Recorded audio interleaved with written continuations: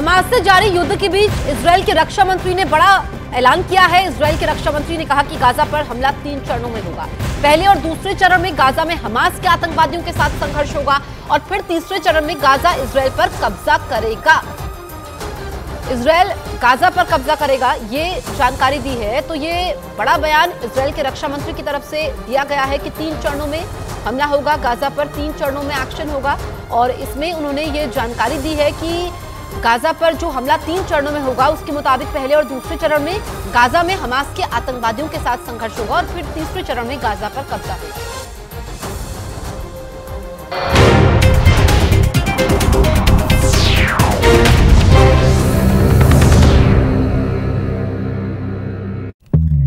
नहीं हुए थे क्योंकि यूक्रेन जंग के बाद जो माहौल बना वो इजरायल और हमास की लड़ाई के बाद और गर्मा गया। ये यूं कहें कि अमेरिका और रूस ने तय कर लिया कि वो खुलकर किस देश का साथ देंगे। मतलब विश्व युद्ध की बिसात बिछती हुई दिखने लगी क्योंकि अमेरिका ने इजरायल को गाजा में घुसने की हरी झंडी दे दी, जबकि वो ये जानता है कि इजरायल के गाजा में घुसते ही ऐसा विनाश हो सकता है जैसा किसी ने सोचा भी नहीं होगा। लेकिन अमेरिका की मजबूरी ये है कि वो इजरायल जैसा पक्का दोस्त गवा नहीं सकता और इसीलिए वो मुस्लिम देशों की नाराजगी की कीमत पर इजरायल के साथ खड़ा है और हमास के खात्मे में इजरायल के साथ कदम से कदम मिलाकर चलने के लिए तैयार है, जिसका नतीजा ये हुआ कि इजरायल और हमास की जंग में इजरायल, अमेरिका, ब्रिटेन, यूरोप, दक्षिण कोरिया, जापान और ऑस्ट्रेलिया जैसे ताकतवर देशों का खेमा तैयार हो गया, जो सऊदी अरब, मिस्र, तुर्की, लेबनान, ईरान, पाकिस्तान, रूस और चीन के सामने खड़े हैं। यानी अमेरिका के खिलाफ बोलने वाले देशों में मुस्लिम देश तुर्की भी शामिल है, जबकि नेटो में तुर्की अमेरिका के साथ है। लेकिन इजरायल और हमास की जंग में वो अमेरिका के दोस्त इजरायल के खिलाफ खड़ा है। हालत यह हो गई कि इजरायल ने तुर्की से अपने लोगों को निकालना तक शुरू कर दिया क्योंकि हमास के खिलाफ उसकी जंग यहूदियों और मुस्लिम देशों की जंग में बदलती दिख रही है।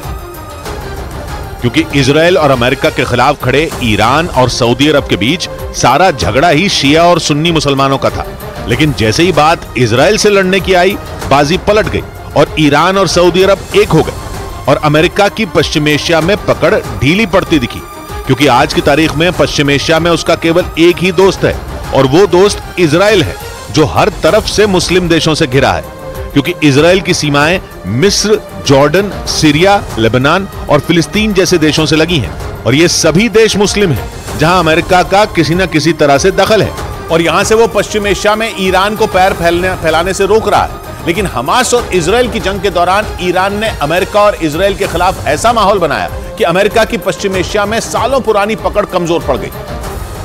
क्योंकि ईरान ने अमेरिका का सऊदी अरब और इजरायल को साथ लाने का प्लान फेल कर दिया और हमास से जंग के कुछ ही दिन बाद सऊदी अरब इजरायल के खिलाफ खड़ा हो गया। मतलब ईरान का प्लान काम कर गया और अमेरिका का प्लान फेल हो गया। वैसे ईरान ने यह माहौल यरूशलेम की अल अक्सा मस्जिद पर हमले के बाद ही बनाना शुरू कर दिया था और मुस्लिम देशों की गोलबंदी शुरू कर दी थी क्योंकि इजरायल के 3 पड़ोसी सीरिया, लेबनान और जॉर्डन मुस्लिम देश हैं। इसके अलावा ईरान ने अपने पड़ोसी देशों तुर्की, पाकिस्तान और अफगानिस्तान को भी इजरायल के खिलाफ खड़ा करने की कोशिश शुरू कर दी थी क्योंकि ये देश भी मुस्लिम देश है। इसके अलावा खाड़ी देश यूएई और सऊदी अरब के साथ भी ईरान ने अपना रिश्ता सुधारा और जैसे